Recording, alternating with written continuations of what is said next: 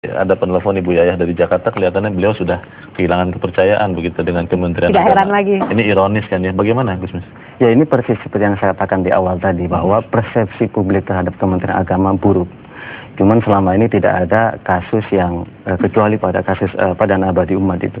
Nah, sekarang ada kasus dugaan korupsi soal pengadaan Al-Quran. Ini semakin memperkuat, membenarkan persepsi publik tentang kementerian ini begitu. Yang kedua yang menarik tadi bahwa memang kebanyakan ya pesantren atau kami Nahdlatul Ulama misalnya mendapat Al-Quran itu dari Arab Saudi secara gratis dan ya mungkin saya juga tidak mendengar ya bahwa ada Al-Quran gratis dari Kementerian Agama begitu. Itu artinya memang ada masalah serius dalam proyek ini. Baik soal transparansi proyeknya, pengadaan tendernya baik, dan soal distribusi pengadaan Al-Quran itu sendiri. Jadi bayangkan kalau setiap tahun ada 2 juta, dan saya kira itu pastilah kita mendengar ya bentuknya seperti apa gitu ya.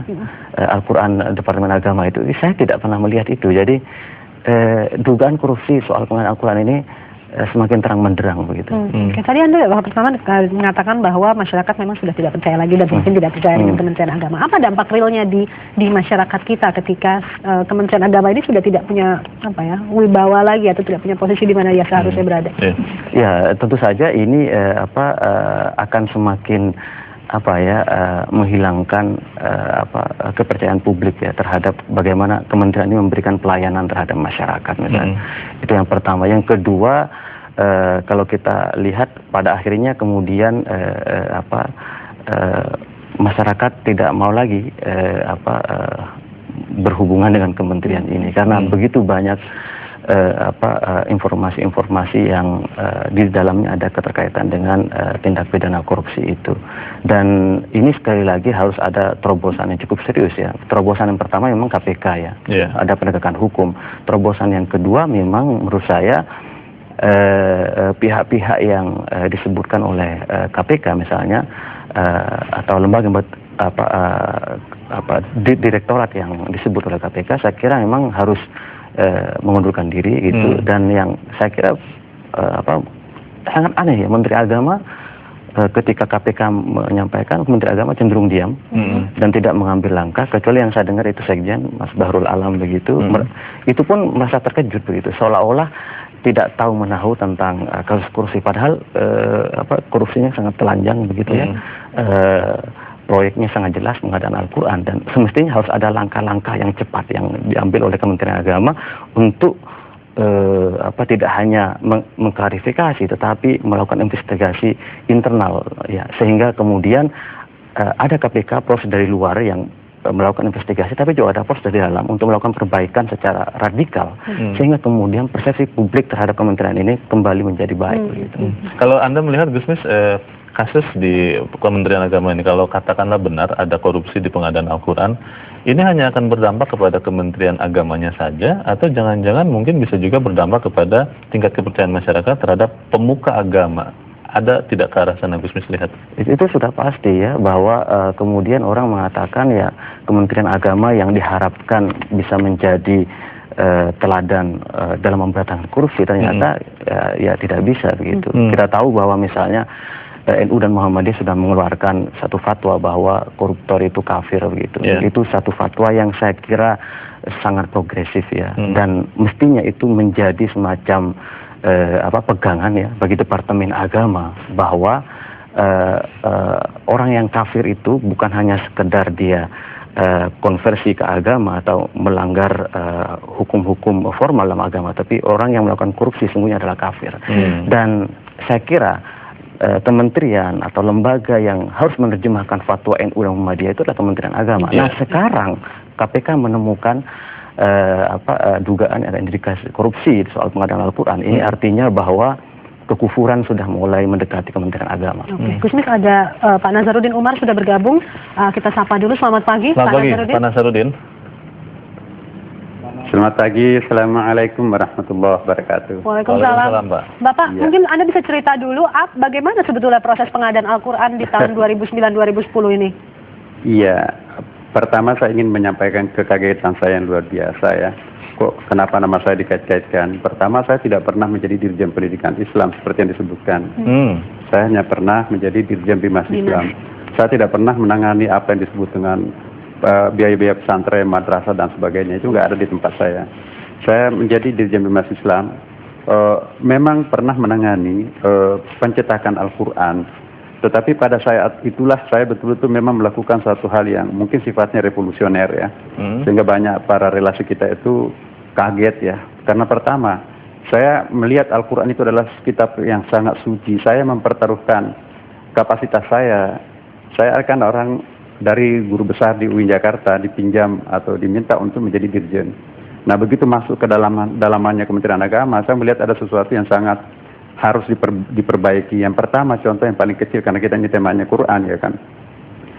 Sebagai seorang yang profesor dalam bidang Quran, ini malu sekali saya sebetulnya. Saya masih rektor Institut Perguruan Tinggi Ilmu Quran. Saya wakil direktur Pusat Studi Quran. Saya pernah menghafal Quran. Nah, bidang studi saya Quran, dan melihat Al-Quran dicetak di situ luar biasa ya. Maksud saya begini, bukan hanya harus steril dari segi biaya dan sebagainya.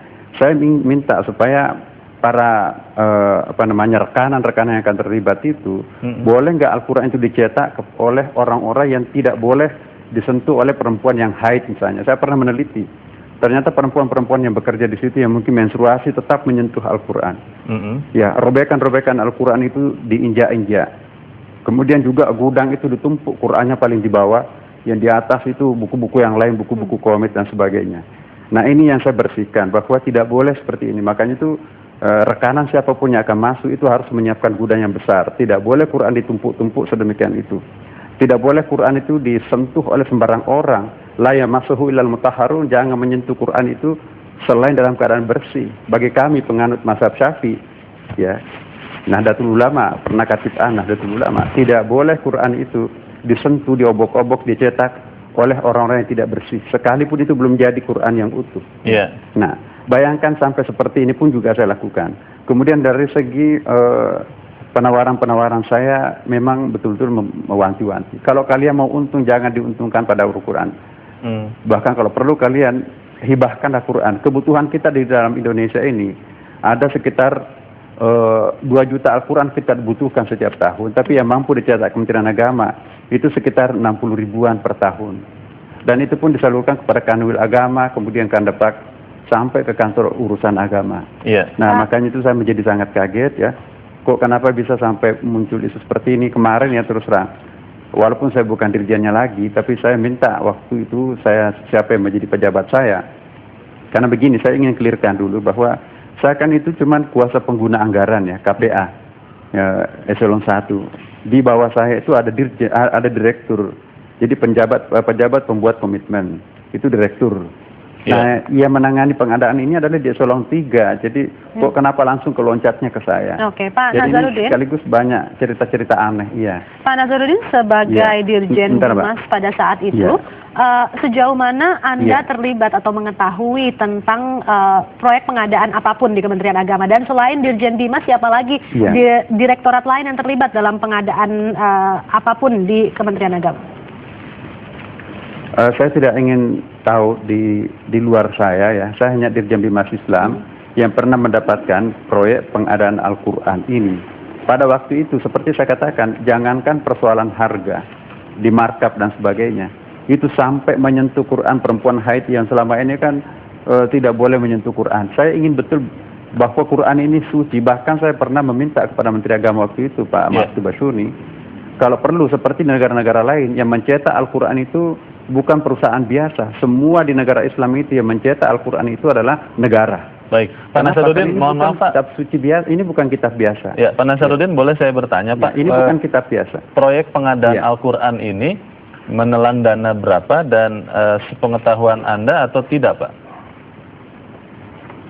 Ya, dana yang ini kami punya angka-angkanya. Kemarin satu harian saya mengecek ya, di atas meja ya, saya nggak tahu di lapangan karena memang itu bukan wilayah saya yang sejauh itu.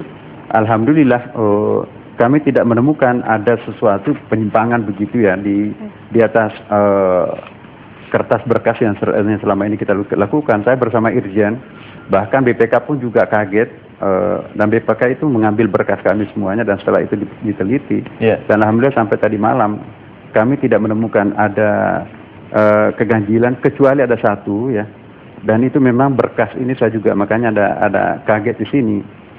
Itu anggaran 2011 ya. Di 2011 itu kan kami melakukan penghematan. Total anggaran kami waktu itu 5.604. Jadi 30-an miliar itu. 5.604.450 juta ya kan. Nah, itu pagu anggarannya. Tapi setelah dilelang dengan penekanan saya seperti tadi itu, maka pada saat itu kita hanya menggunakan 4.595.649 juta ya kan. Ini artinya ada kelebihan. Nah, kelebihan ini saya minta supaya ini kalau bisa sesuai aturan, boleh nggak ini direktur kami minta boleh nggak ini kita cetak lagi Quran karena ada penghematannya, yang luar biasa ini. Kalau sebelum saya nggak mau bicara kan. Iya, Pak Nasaruddin, mohon maaf kita harus jeda dahulu Pak. Terjadi efisiensi 1,8 miliar ya kan. Sebentar, sisa efisiensi 1,8 miliar itu kita cetakkan lagi Al-Quran. Jadi tadinya mestinya pagu anggaran itu hanya 67.600 biji Al-Quran itu menjadi 85.110 Al-Quran. Jadi total penghematan itu luar biasa. Nah, ini yang menjadi masalah. Hanya ada satu lembar yang ditemukan oleh Irjen. Kebetulan waktu itu izin untuk melakukan penggandaan ini itu tidak masuk dalam lampiran itu, tapi terselip masuk di dalam lampiran ini. Saya nggak tahu kalau ini yang ditemukan KPK. Nah, sudah diklarifikasi kemarin di Irjen maupun juga teman-teman dari BPK. Nah, dari awal sampai terakhir itu kita tidak temukan. Bahkan ada Kepres nomor 54 tahun 2010, acuan kami pasal 87. Jadi PPK yang dapat menambah volume pekerjaan dengan ketentuan tidak boleh melebihi ketentuan 10%. Kami sudah rumuskan, ternyata memang tidak sampai 10%. Jadi itu dimenangkan oleh undang-undang dan peraturan. Baik, Pak Waman, saya berterima kasih kepada KPK. Seandainya KPK mampu menemukan sesuatu, saya berterima kasih. Dan sekalipun saya bukan dirjen dan kapasitas saya sekarang ini sebagai wamen, itu saya betul-betul akan membackup, bahkan membantu. Saya sama dengan Pak Suhairi itu, dinda saya itu. Pak Waman, kita akan lanjutkan sesaat lagi Pak. Kita jeda sebentar, nanti kami akan berikan kesempatan kepada Anda. Pemirsa tetap bersama kami di Metro Pagi.